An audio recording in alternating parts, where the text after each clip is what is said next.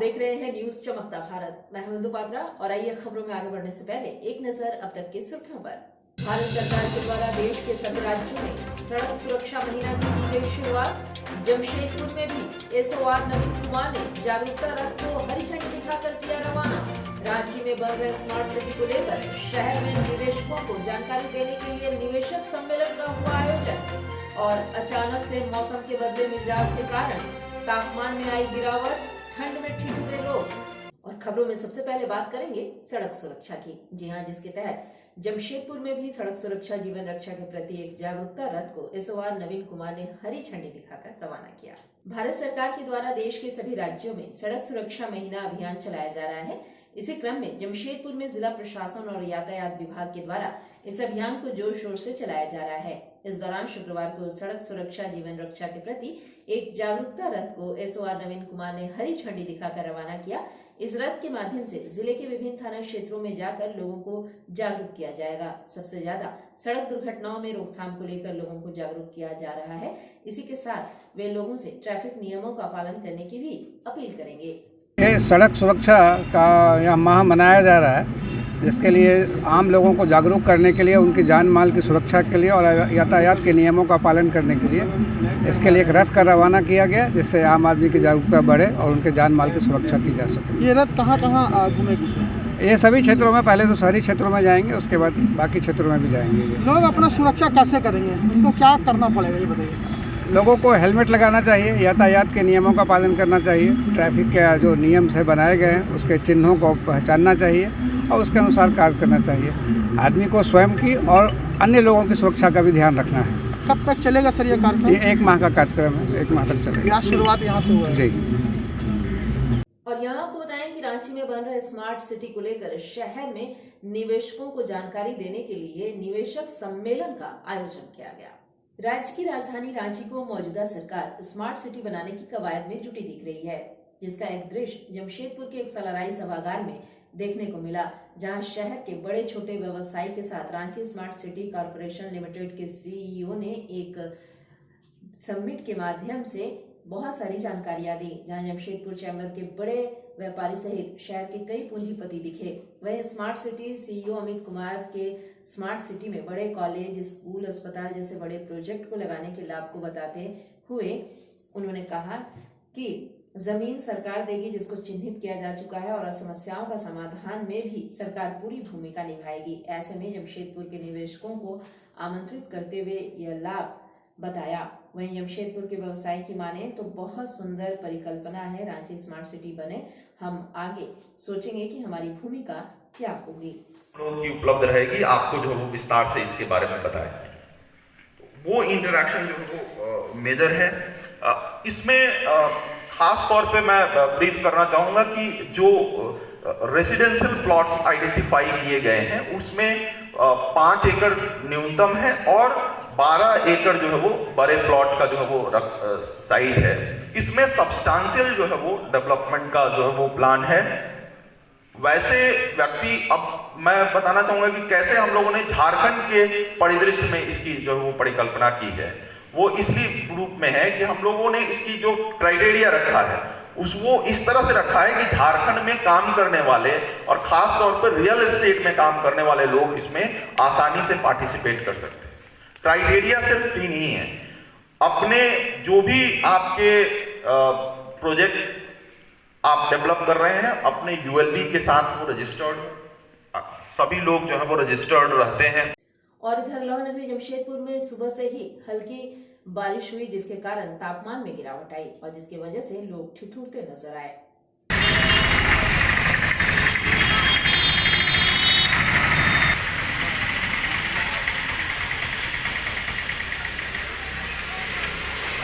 और यहाँ आपको बताएं कि होमगार्ड के जवानों के द्वारा जिला में निष्पक्ष चुनाव को लेकर एक मांग पत्र पुलिस अधीक्षक को सौंपा गया, जहां इनके अनुसार अब तक होमगार्ड जवानों की अगुवाई विभिन्न संघ तथा यूनियन के माध्यम से किया जाता रहा, लेकिन होमगार्ड जवानों की समस्याओं का समाधान आज तक नहीं निकल पाया। वहीं जवानों का शोषण चरम सीमा पर है और एक यूनियन नहीं होने के कारण दिन प्रतिदिन ये समस्या इनकी बढ़ती जा रही है। ऐसे में प्रशासनिक देखरेख में टीम का गठन कर अगर चुनाव करवाया जाए तो इसका समाधान निकल सकता है। वरीय पुलिस अधीक्षक महोदय के यहाँ, अनुमंडल पदाधिकारी के यहाँ और हमारे डिस्ट्रिक्ट कमांडेंट को एक स्मारक पत्र समर्पित करने जा रहे हैं। उसमें हमारा मूल मुद्दा है कि देखिए, संगठन इस जिला में नाना प्रकार से चला, उससे हमारा कोई वास्ता नहीं है। समय के अनुरूप हर व्यवस्था में बदलाव होना चाहिए और हम लोग का सभी का राय बना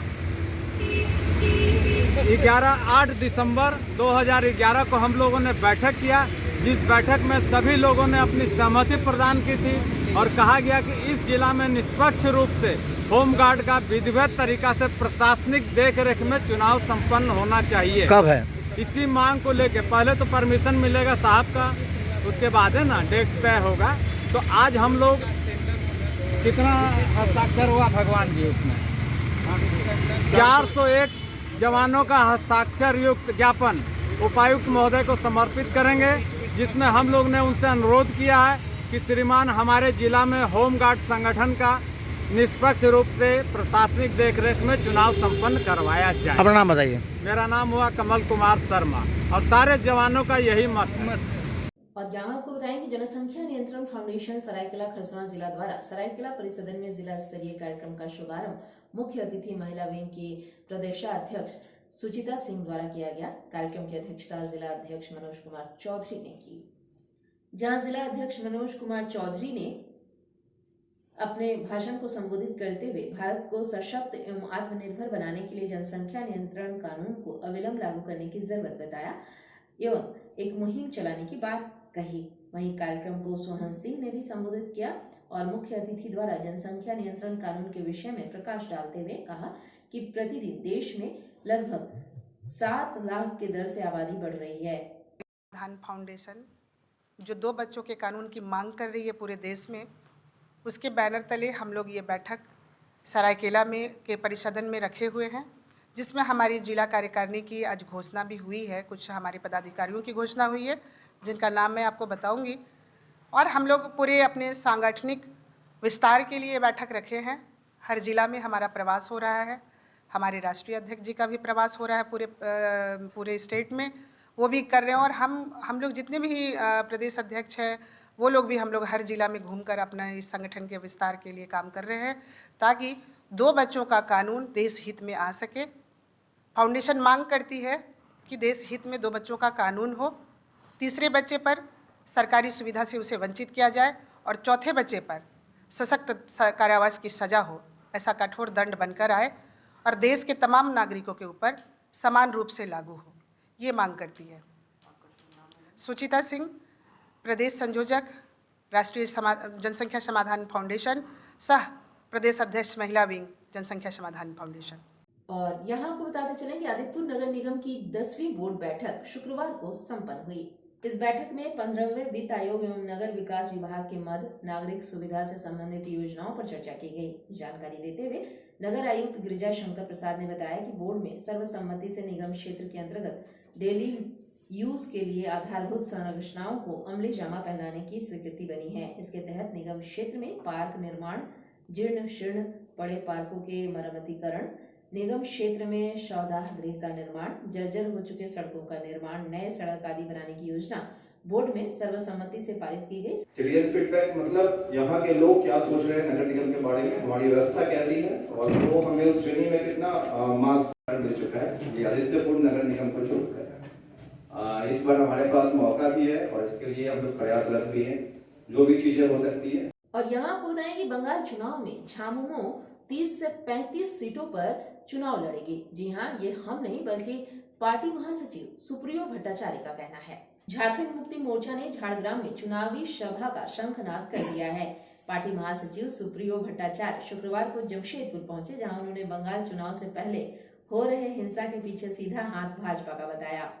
उन्होंने ममता बनर्जी को भाजपा को अकेले रोक पाने में असमर्थ बताया। वहीं संवाददाता सम्मेलन के माध्यम से सुप्रियो भट्टाचार्य ने बीजेपी पर एक के बाद एक लगातार कई हमले किए। उन्होंने बीजेपी को बेचो जनता का पार्टी वाली पार्टी बताया। उन्होंने बीजेपी पर जनता को गुमराह कर सार्वजनिक संपत्तियों को बेचने का आरोप भी लगाया। वहीं भट्टाचार्य ने 7 दशकों तक बंगाल में कांग्रेस, वाम और तृणमूल का शासन होने के बाद भी वहां के आदिवासियों और मूलवासियों को शोषित और प्रताड़ित होने की बात कही। लेकिन अब झारखंड मुक्ति मोर्चा के भी बंगाल चुनाव में मजबूत दावेदारी पेश करने का ऐलान कर दिया है। उन्होंने बताया कि बृहद झारखंड का सपना अब साकार होने का समय आ गया है। इसके तहत झारखंड के सीमावर्ती क्षेत्रों के अलावा कंचनजंगा से गोपी बल्लभपुर तक पार्टी या तो सीधा प्रत्याशी उतारेगी या सभी सहयोगी दलों से सामंजस्य स्थापित कर चुनावी मैदान में उतरेगी। है कि दीदी अब जो अननेसेसरी गुस्सा होती है अब इस गुस्से को छोड़ देना चाहिए। दीदी भी यहाँ आकर लोकसभा में चुनाव लड़ती है, विधानसभा में चुनाव लड़ती है। हम लोगों ने उस पर कभी कुछ नहीं कहा। ये उनका हक है, अधिकार है, वो लड़ ही सकते। लेकिन ये एहसान जताना कि हम धामसा मादल देते हैं, खाना खिलाते हैं, बोल के हमको वोट दो, ये कहाँ का उचित है? ये लोकतंत्र में उचित नहीं। हम दीदी का सम्मान करते हैं और हम जानते हैं कि भारतीय जनता पार्टी को रोकना है तो झारखंड मुक्ति मोर्चा को ही आगे आना पड़ेगा। दीदी के द्वारा संभल नहीं रहा है। भाजपा इतनी खतरनाक शक्ति है, हम ही को मालूम है उसको कैसे रोका जा सकता है। और उनका जो सांप्रदायिक राजनीति है, जो खासकर आदिवासी मूलवासियों को भड़का कर जो राजनीति करती है, उसको एक्सपोज हम ही कर सकते हैं और हम इस दायित्व को निभाएंगे। कितनी सीटों पर लड़ेगी पार्टी? अब एग्जैक्ट संख्या तो आपको हम अभी नहीं बता पाएंगे, लेकिन निश्चित तौर पर भारतीय जनता पार्टी जहाँ जहाँ बहुत ज़्यादा शक्ति के साथ चुनाव लड़ेगी वहाँ उनको रोकने के लिए हम जरूर लड़ेंगे। 30 से 35 की बात कर रहे हैं, कितने सीट का कर रहे हैं? 30 से 35 सीटों पर, और बाकी जगहों पर भी हम अपने जो सहयोगी मित्रगण है, साथी जन संगठन के लोग हैं, उनसे बात कर रहे हैं कि भाजपा के खिलाफ किस प्रकार हम लोग वहाँ रणनीति के साथ उतर पाए। और कुछ है, संपर्क में है काफ़ी लोगों के। जब चीज़ें मैच्योर होंगी तो आपको बताएंगे।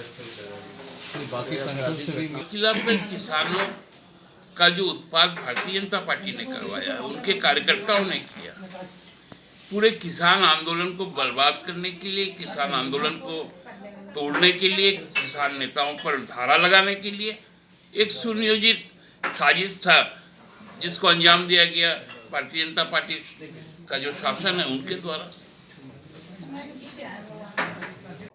और अब बात करेंगे शहर में बढ़ते दुर्घटनाओं की। जी हाँ, इसी कड़ी में भिलाई पहाड़ी में एक ट्रक ड्राइवर को 12 चक्का ट्रक ने टक्कर मार दिया, जहां घायल का एमजीएम में इलाज चल रहा है। हम लोग खाना बना करके खाना खा करके जा रहे थे और हम लोग अंदर में रह गए, बोले कि हम जा रहे हैं गाड़ी लेकर को।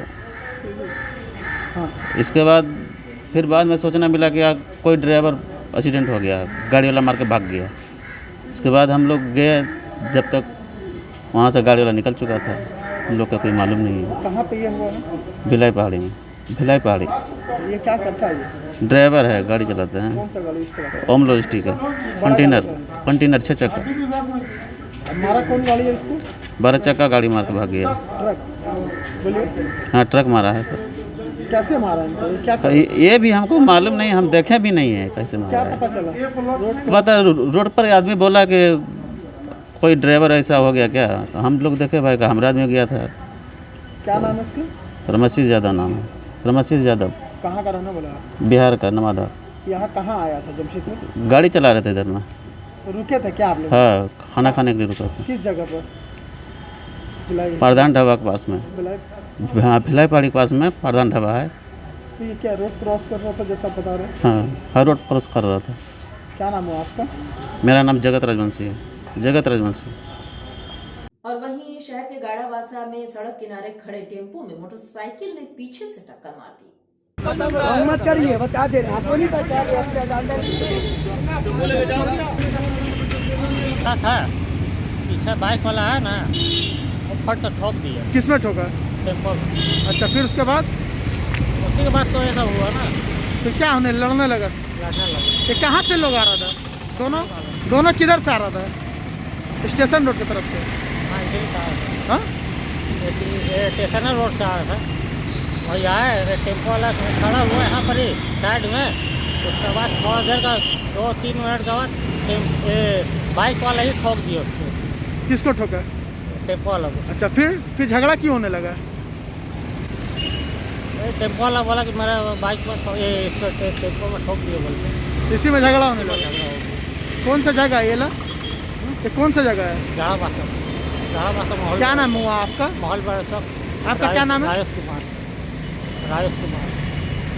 और यहाँ आपको बताएं कि चौका थाना क्षेत्र के NH 33 पर नूतनडी के सामने टाटा से रांची की ओर जा रहे बाइक सवार युवक अनियंत्रित होकर सड़क पर जा गिरा और डिवाइडर से टकराने से गंभीर रूप से जख्मी हो गया। वहीं युवक की हालत नाजुक बताई जा रही है। युवक की शिनाख्त नहीं हो पाई है। वहीं स्थानीय लोगों ने घटना की सूचना चौका पुलिस को दी और सूचना मिलते ही चौका पुलिस मौके पर पहुंची और उसे इलाज के लिए MGM अस्पताल भेज दिया है।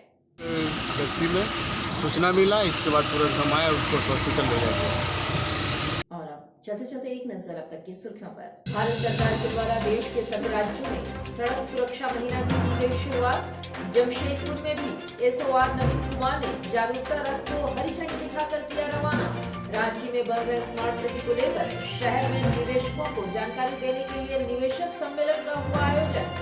और अचानक से मौसम के बदले मिजाज के कारण तापमान में आई गिरावट, ठंड में ठिठुरे लोग। तो आज के लिए बस इतना ही। आप बने रहिए हमारे साथ, देखते रहिए न्यूज़ चमकता भारत। नमस्कार।